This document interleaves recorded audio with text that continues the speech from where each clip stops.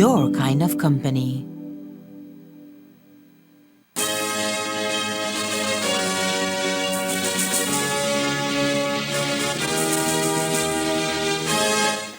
Tonight on CTV3 News, Jaheim Williams, one of the students involved in last month's traffic accident in Ranchita Village, Corozal, passes at the KHMH.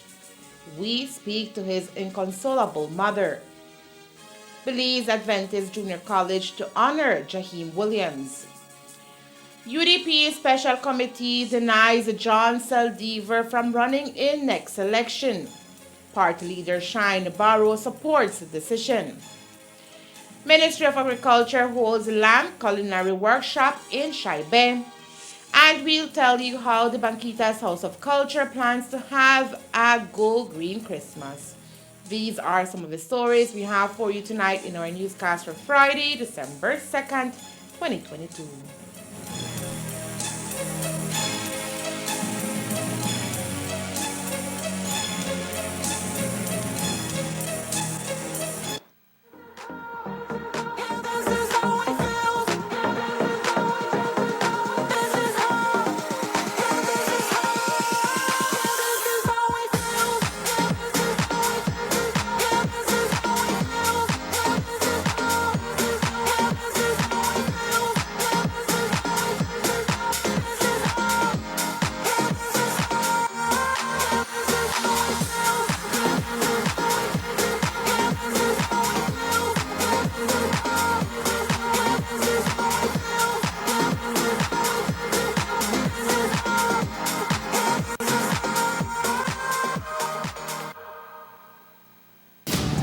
Ever since I was a kid, I've dreamt of going to Mars.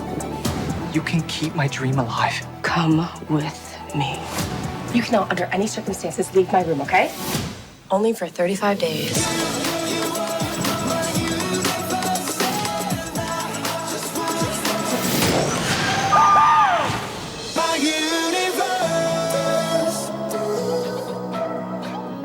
Enjoy your favorite HBO original series and movies with Centaur, your kind of company.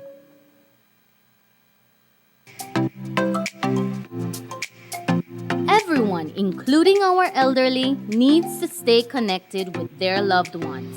With Smart's Golden Citizen broadband program, senior citizens can sign up for 10 megabytes of unlimited internet at a low monthly cost of $25.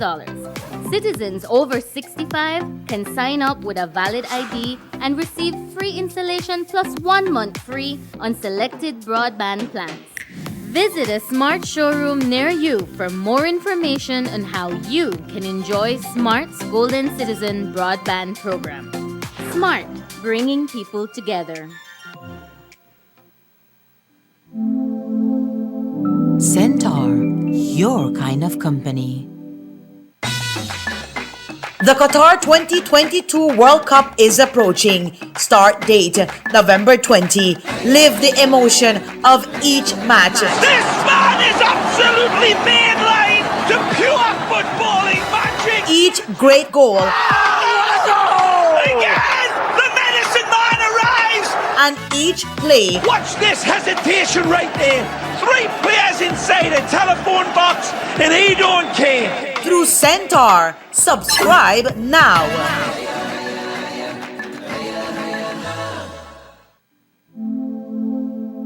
Centaur, your kind of company.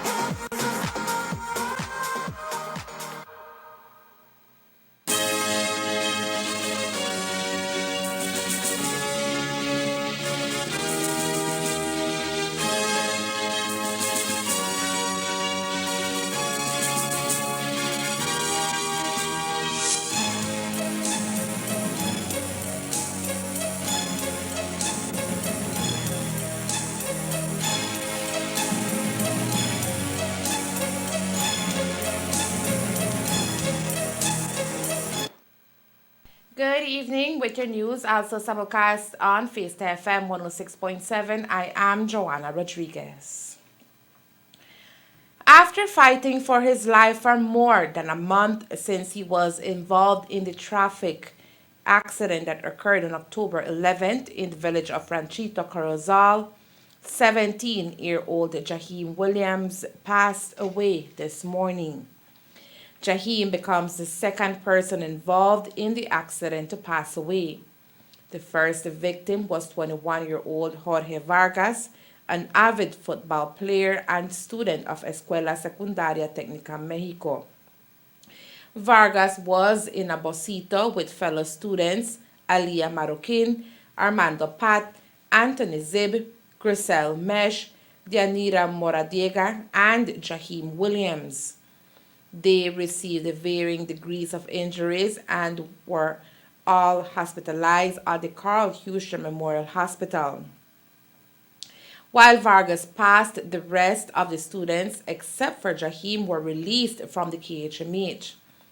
For the past 2 weeks, Williams, who also loved to play football, had been in and out of consciousness, while receiving several surgeries and even facing a lung infection. When Jaheim's mother spoke to the media on November 29th, the family was preparing to take him abroad for further treatment, even though they had been told that Jaheim could be left paralyzed from the legs.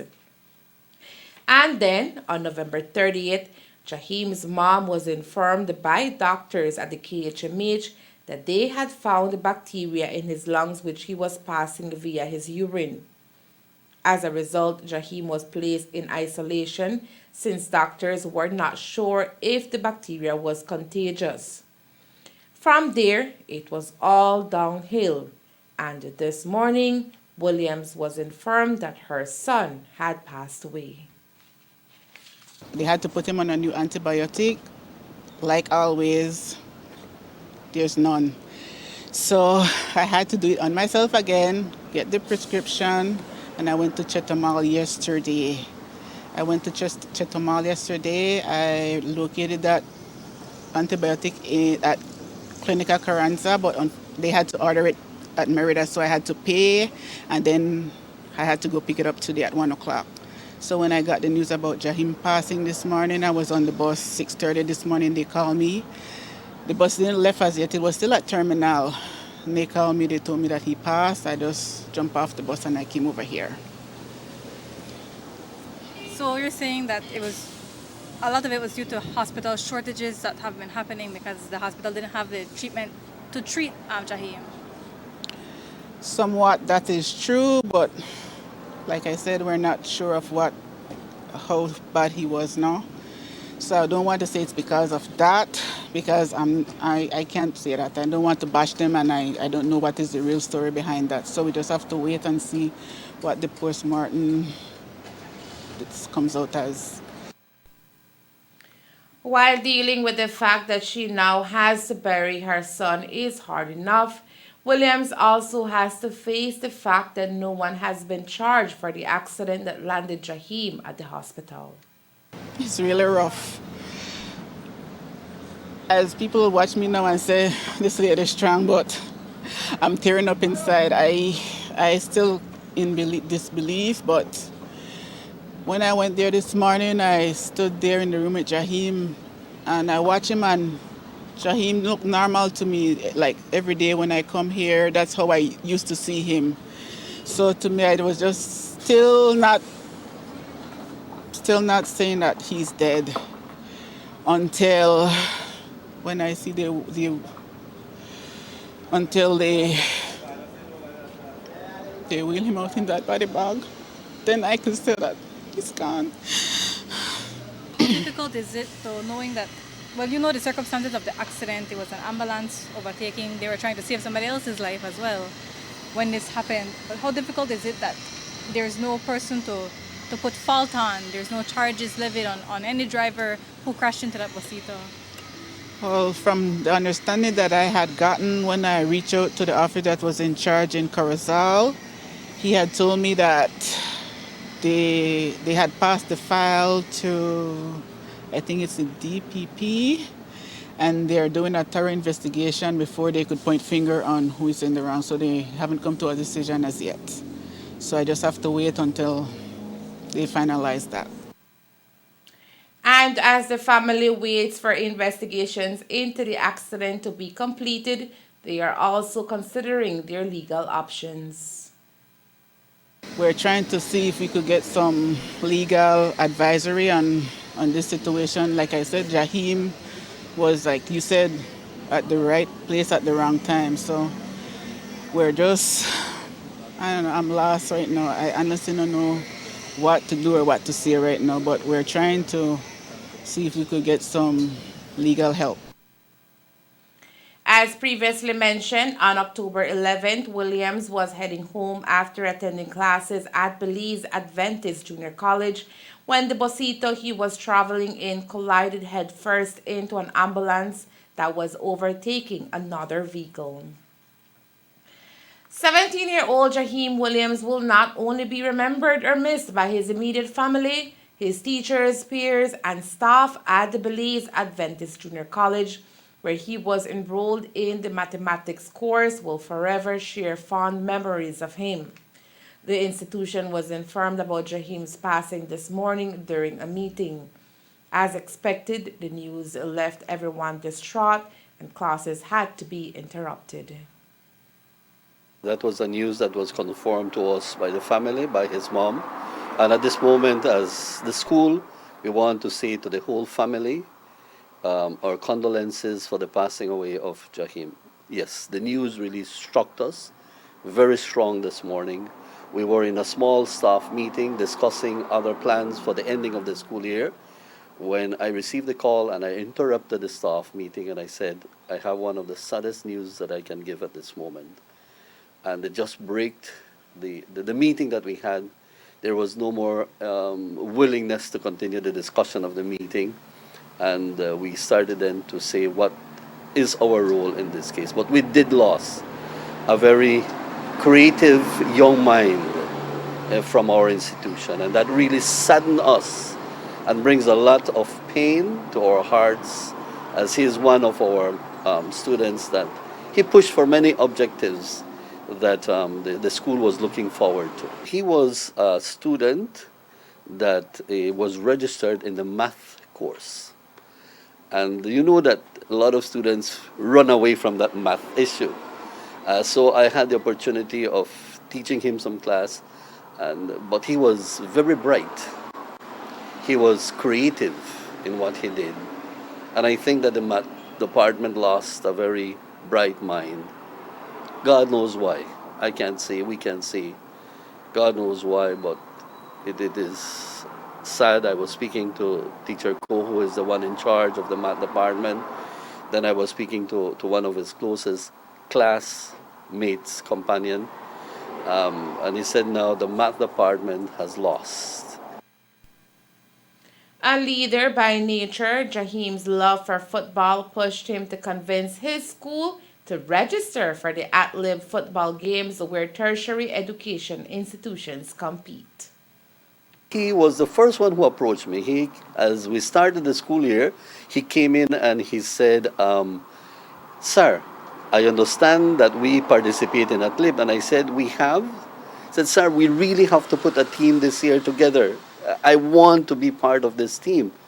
And I brought everything to the staff, and it was his initiative. It was he the one who decided we are going to do this. And because of his enthusiasm, I was able to contact other students, and we were able to set up a team, and we will be participating. We were able to conform to the athlete team that we will be participating. But at this moment, when I shared the news with the club in the WhatsApp chat group that we had, it was just a broken heart for everyone because we couldn't believe it. As a pioneer to this year's team, he will not be with us when we do so, but it's something that really saddened us very much. To date, the accident that landed Jaheim in the hospital is still an open investigation, and hence the DPP's office is yet to instruct the police department what charges are to be levied and to whom.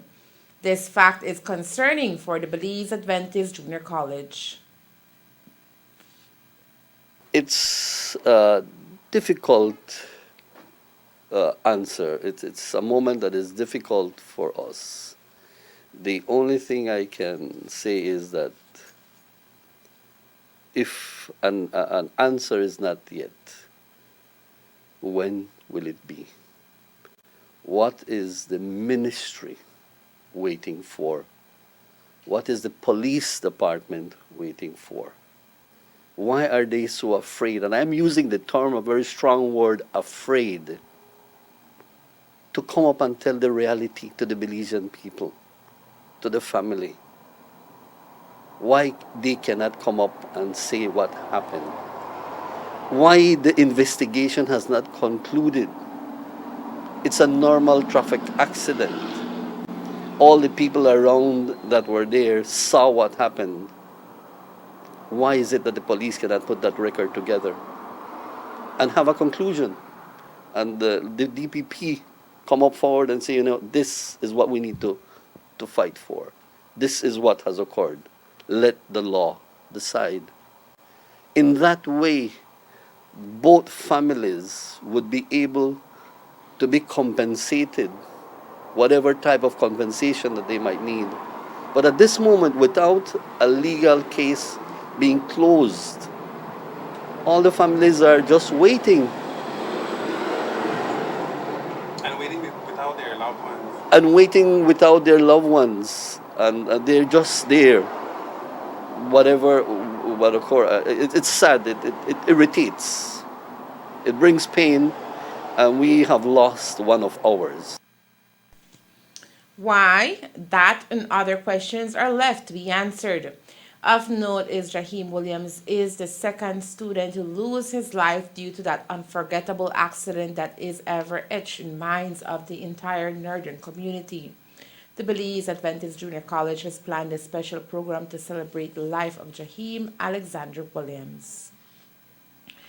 The UDP Special Committee met with John Saldivar today at its party headquarters after the U.S. State Department designated him as a corrupt official weeks ago, barring him and other family members from entering the U.S. Saldivar is accused of significant corruption, specifically accepting bribes for the improper acquisition of Belizean immigration documents and interfering in public processes for his personal benefit during his tenure as a government official. With that designation came the formation of a UDP Special Committee.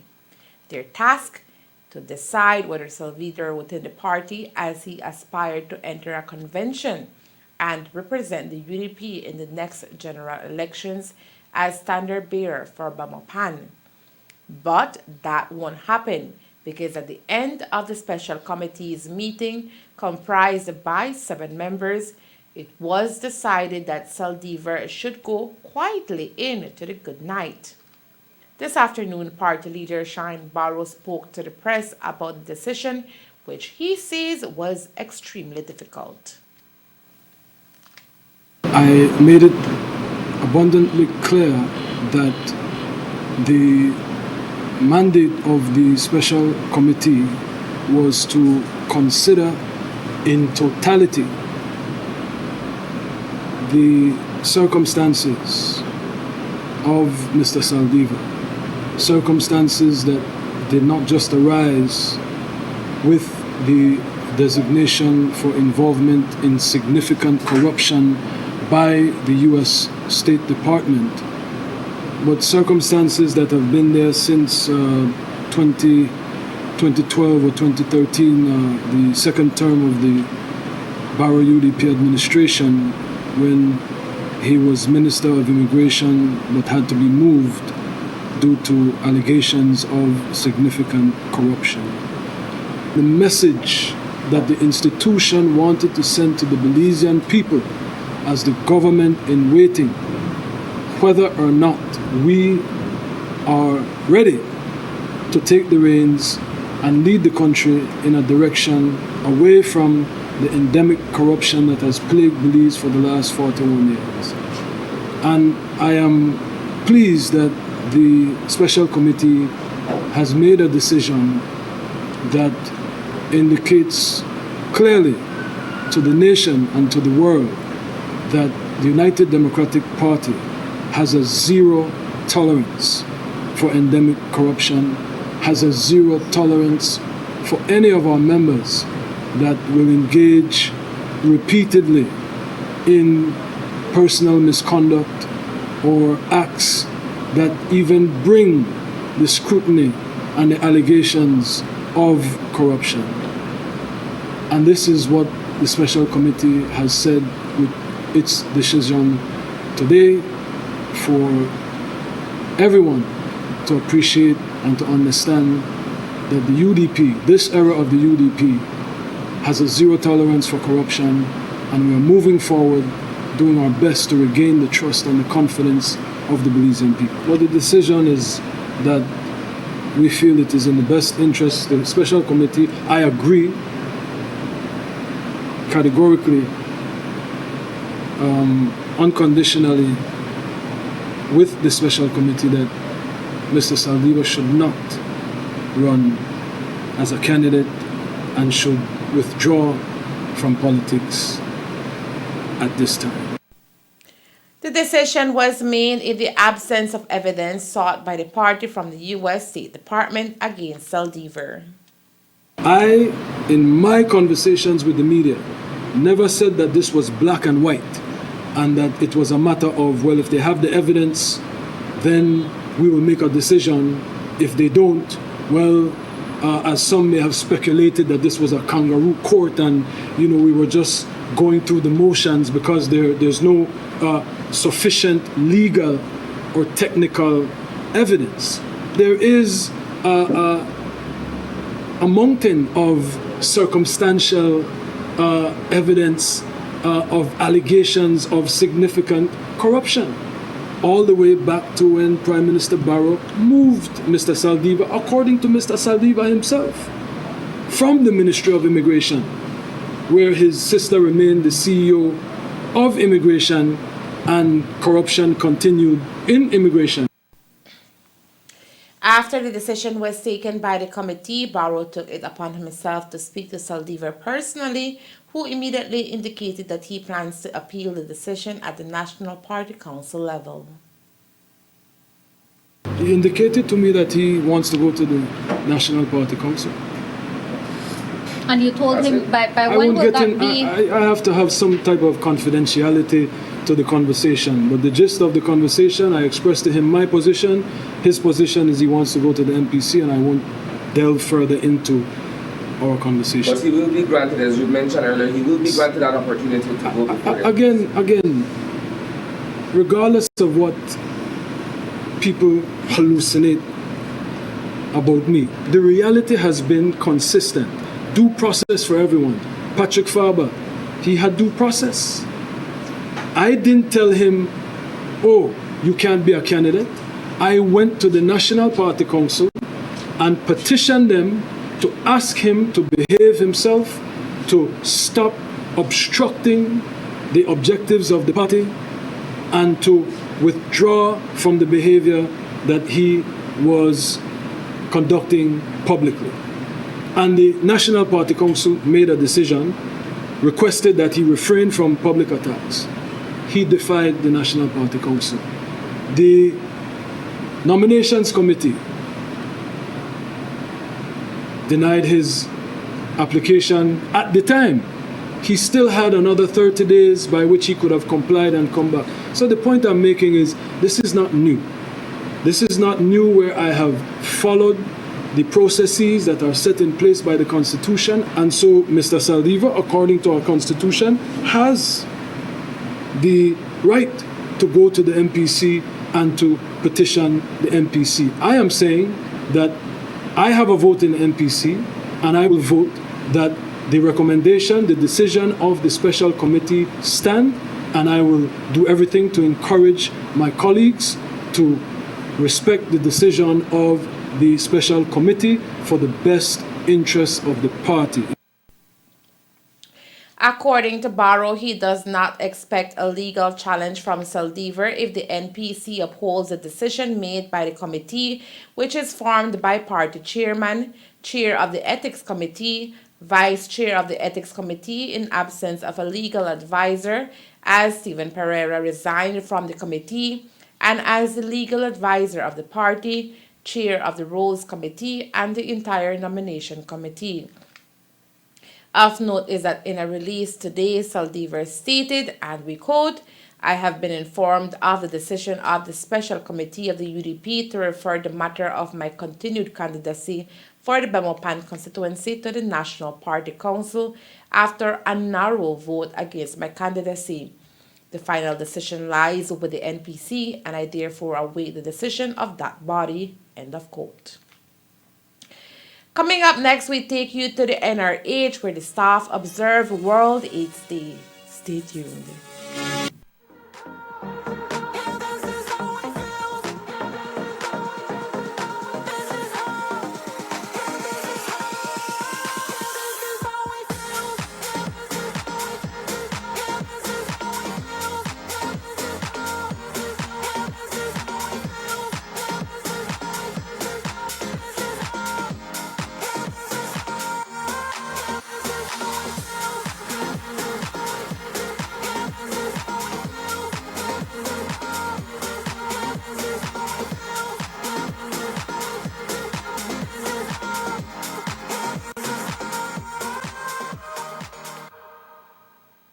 Win big with Shell! Shell is giving away over $20,000 in prizes this Christmas. One lucky customer will win $6,500 in fuel, plus over 40 customers will win either $150 in fuel vouchers or $500 in cash.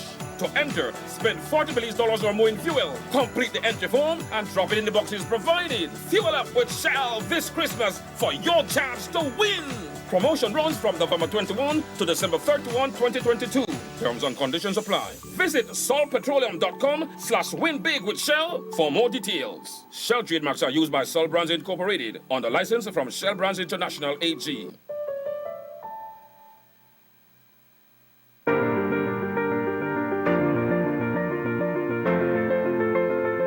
LG dual inverter compressor cools air faster by operating at speeds as high as 120 Hz with more stability compared to conventional models.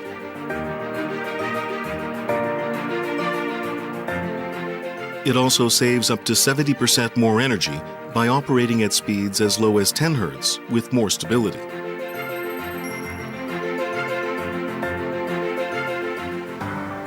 It reduces torque vibration down to 40% for quiet outdoor unit operation. Stable operation with low vibrations also results in increased durability. Centaur, your kind of company. Se acerca el Mundial Qatar 2022, fecha de inicio 20 de noviembre. Viva la emoción de cada partido. Le quiere hacer un puente al portero, pero este no se deja. ¡Qué leñazo, señores! De cada golazo. Y de cada jugada. Y se reanuda el juego con un bote tuya, mía. Tenla, te la presto, dámela. A través de Centaur. Suscríbase ahora.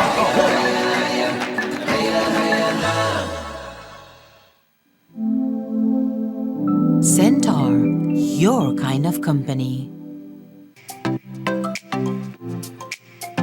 Everyone, including our elderly, needs to stay connected with their loved ones. With Smart's Golden Citizen broadband program, senior citizens can sign up for 10 megabytes of unlimited internet at a low monthly cost of $25.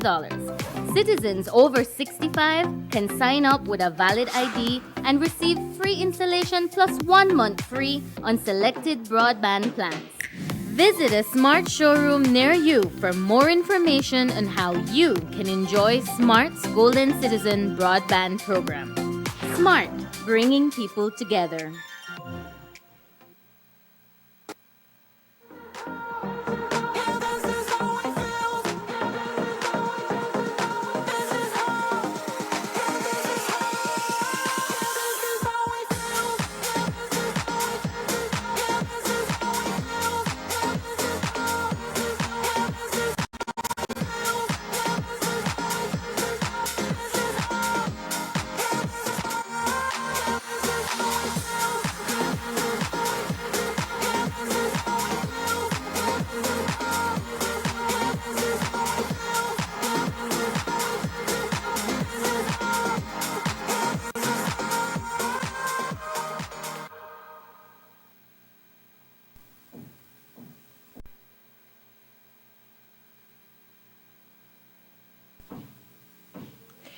The entire world celebrated World AIDS Day on December 1st under the theme Equalize, as organizations continue to work towards reducing stigma and discrimination around the disease that has taken thousands of lives over the years. Today, the Northern Regional Hospital and its partners held a health fair at the Fort Karns Market here in Orange Walk as it seeks to test as many persons for them to know their HIV status. Yesterday was the original day that the UNAIDS set apart worldwide to celebrate and bring awareness about HIV and AIDS. Tell us about today's event. Well, yesterday, as you said, was World AIDS Day International, but today we had something planned, and today we brought up to here to do testing on HIV and syphilis, so that as a campaign, as part of that special day that was separated for World AIDS Day. Apart from testing booths, information on prevention and protection against the disease was also available. Here we have, apart from the HIV syphilis test that we are doing, we are also promoting the vaccination, the COVID vaccination. We are also doing glucose tests. We are also getting weight and height. We also have the dentist here to offer consultations. And we also have the people from vector control to bring awareness of the different vectors that is affecting the country. As you know, Belize is one step of being declared malaria-free, so we are also promoting malaria testing. Okay, bringing back everybody under the umbrella of HIV/AIDS. Why is it important that you have all of these people here? Do you work together? Yeah, we work as a team. We have this group that is a team. We get different disciplines from vectors, from HECOPAB, we have from the VCT, we have doctors from Northern Regional, we have nurses, and we come together as a team so that we can bring more services to all the people in the Orange Walk district. According to Dr. Manuel Estrada, medical officer at the Northern Regional Hospital, while UNAIDS set aside December 1st as World AIDS Day, one can get tested any day of the year. December 1st is important because, as I said, it is World AIDS Day. But testing should be every day. We should promote testing for HIV, syphilis, and we should also do glucose tests, malaria, everything every day across the whole year. And what would be your message to people watching the news at this time, bringing back the theme for this year, which is Equalize? Yeah, the theme of this year, as it's behind Equalize, is a theme because we want people to stop discrimination and everybody feel free to come and test regardless of their sexual preference or orientation. In Belize, the endless hours of the community outreach in relation to HIV/AIDS education and prevention has been bearing good fruits. In the district of Orange Walk, 44% of the persons who've tested positive for HIV have been adhering to their ART, and in the Corozal district, 40% have been receiving their medication. The Ministry of Agriculture, Food Security and Enterprise and the Taiwan ICDF organized the Sheep Slaughtering and Lamb Culinary Workshop in Shaibe, Corozal today. Through the program, the aim of the ministry is to reach out to small farmers and provide them with necessary tools that in longer run will take the sheep meat to a whole new level in the market. The end result is to have farmers know how to properly slaughter and cut sheep meat to produce more income for themselves and their family. Hoy estamos aquí en Shaibe haciendo un entrenamiento para aprendizajes de otros agricultores que quieren aprender a hacer el corte de borrego, especialmente cortes como chuletas, y el otro uno es preparando la comida, el stew sheep que le llaman, que estamos preparando para diferentes personas. Hemos dado la receta para que cada uno de ellos tengan una idea y llevar a cabo, que lo practiquen aquí. Como si se dan cuenta, las señoras aquí atrás están haciendo el trabajo para tener más experiencia en ello. The experience is an eye-opener for Fanny Tun, who says she thought she knew how to do the job. Hoy aprendimos a cómo cocinar el carnero, porque solo sabemos que se hace en barbecue. Pero gracias al ministerio que vinieron a el chef, estamos aprendiendo mucho hoy a hacer el barbecue, el recap que les dicen, ¿no? Bacaba. Vamos a hacer nuevas comidas y queremos hacer un negocio de esto y también lo estamos haciendo para que la gente sepa que el carnero se come en diferentes tipos de comida y no solo pollo. As for the Ministry of Agriculture, longevity is essential for an industry that can secure a livelihood for farmers in northern Belize. Pero eso monitoreamos, no podemos monitorear a todos, solamente es de que confiamos de que ellos empiecen a promover la venta del borrego, que ahorita tiene una demanda bastante. Aquí en el norte, tanto como el Cayo, están por medio del Ministerio de Agricultura y los taiwaneses, ROC, que nos han brindado el apoyo en entrenamiento y facilitado la máquina para hacer el corte de hoy. Y entonces nosotros lo que hacemos es dar la asistencia técnica a la persona o el grupo que están interesados en hacerlo para todo el país, ¿no? Estamos trabajando para todos. El apoyo vino de ROC, Taiwan Mission, que nos enseñó a hacer los diferentes cortes. Tuvimos entrenamiento y juntamente con el ministerio, donde estamos, el Ministerio de Agricultura, y el día de hoy fue facilitado con el apoyo de Mr. Neri Ramírez, Mr. Hill y Ms. Fanny Tun, que nos apoyaron para hacer la logística y para hacer toda la preparación de hoy, todos los ingredientes y todo. Ellos fueron quienes lo donaron para poder llevar a cabo este día tan exitoso. At the end of today's workshop, all participants were able to savor the goodness of sheep meat after it was cooked the right way. La comida, como has visto, el stew que se está haciendo allá, el barbecue, que estamos haciendo el kebab de sheep, y aparte falta el barbecue del borrego. Y entonces al terminar todos vamos a consumirlo y disfrutarlo. Todos, hasta ustedes. So that means, so if it did not cook right, who we're going to blame? Pues a las señoras que están acá, que son ellos que están cocinando. The project comes courtesy of the Ministry of Agriculture, Food Security, and Enterprise in conjunction with the Taiwan ICDF International Cooperation and Development Fund. The ministry plans to continue offering training to more farmers as the project will be ongoing for 5 years. It was rather briefly announced during Thursday's cabinet brief that the application period for the immigration amnesty would be extended a further 3 months to February of 2023, with no reason given as to why.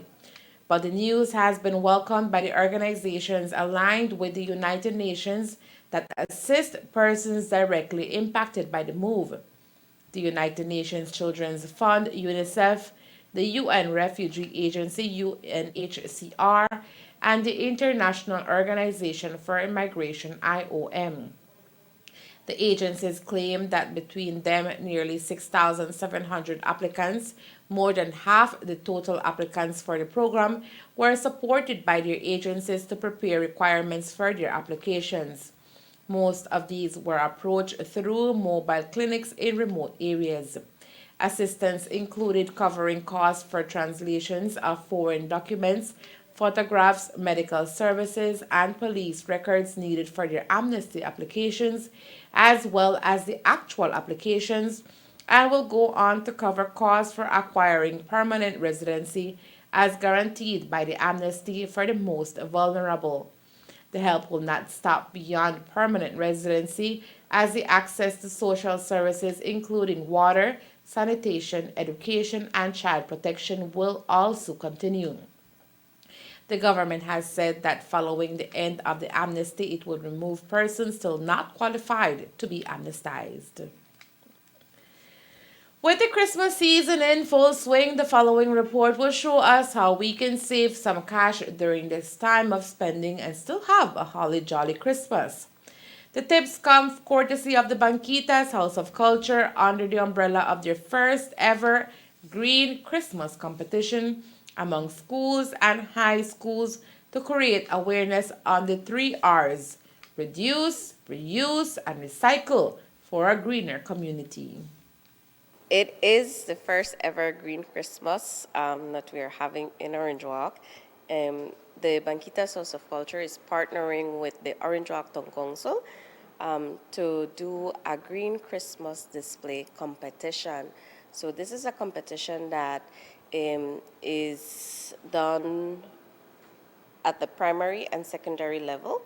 And so we have invited different schools and different high schools to participate by creating a Christmas themed display. But the catch to this is that the reason why we are calling it a Green Christmas is because we want everything that is created for this display to be out of recycled materials. So it really gives an opportunity for students to do a little bit of research, to know what is the items that are used the most in our community that is harmful for our community, and utilize those items and create something beautiful out of it. So it creates an awareness of the reduce, reuse, and recycle, the 3 R's, in terms of that awareness of a green Belize, a green Christmas.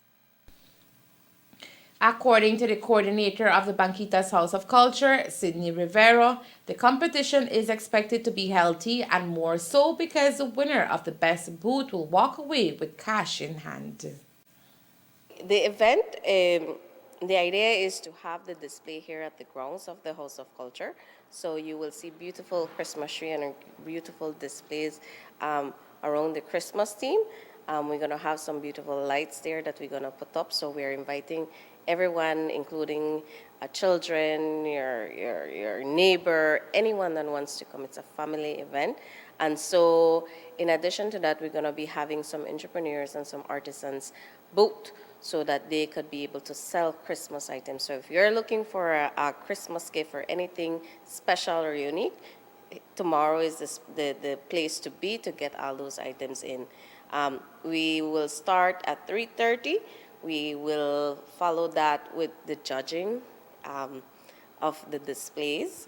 And then shortly after that, we're going to have a short program where we're going to announce the winner of this Green Christmas. So we are giving cash prizes to first prize. So we are inviting everyone to just join us and come and spend some time here, walk around, take pictures with the display, and just admire the work of the students, because it does take a lot of work. It pushes them to be creative and innovative, so we want the community to embrace that so that the following year we have much more participants. The event is scheduled to happen tomorrow, Saturday, December 3rd, 2022, at the grounds of the Banquitas House of Culture here in Orange Walk. The entire family is invited. And in a final piece of news, Her Excellency Governor General Dame Froila Zalam swore in 3 members of the judiciary, namely Honorable Chief Justice Louise Esther Bledman and Honorable Justice Minette Haviz Bertram on November 22, 2022, and Honorable Justice Michelle Arana on November 30, 2022. Honorable Louise Esther Bledman was initially sworn in as a new Chief Justice on September 2, 2022. However, due to the recent passing of the Senior Courts Bill, which saw the restructuring of the office of the Chief Justice, she was sworn in for a second time to assume her new role as the judicial leader for both the Supreme Court and the Court of Appeal. Following the Chief Justice's swearing in, Honorable Minette Haviz Bertram was officially sworn in as the President of the Court of Appeal. Justice Haviz Bertram assumed the post of acting President in December 2020. Justice Michelle Arana has now assumed the post of Justice of the Court of Appeal. Prior to her elevation to the Court of Appeal, Justice Arana served as the acting Chief Justice from April 2020 until the recent appointment of the new Chief Justice. And that's the news. We leave you with images of last night's Christmas tree lighting ceremony here in Orange Walk. and invite you to join us for another newscast on Monday, December 5th, here on CTV3 and Fiesta FM 106.7. Remember that to read a text version of the news, you can visit our website at ctv3blazenews.com.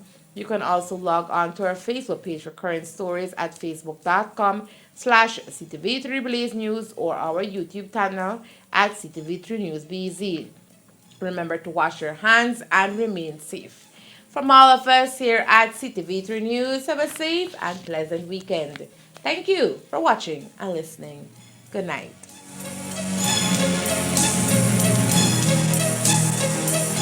It's beginning to look a lot like Christmas.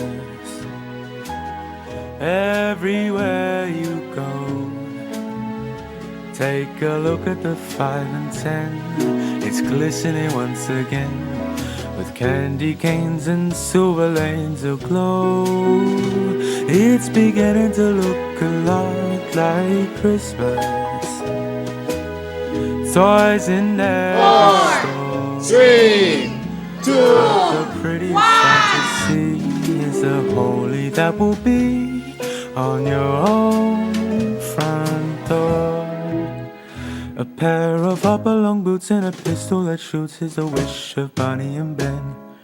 Dolls that will talk and will go for a walk is the hopes of Janice and Jen. And Mom and Dad can hardly wait for school to start again. It's beginning to look a lot like Christmas.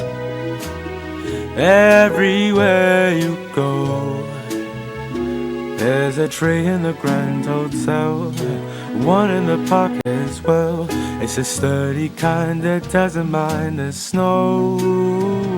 It's beginning to look a lot like Christmas. Soon the bells will start, and the thing that will make him ring is the carol that you sing right within your heart.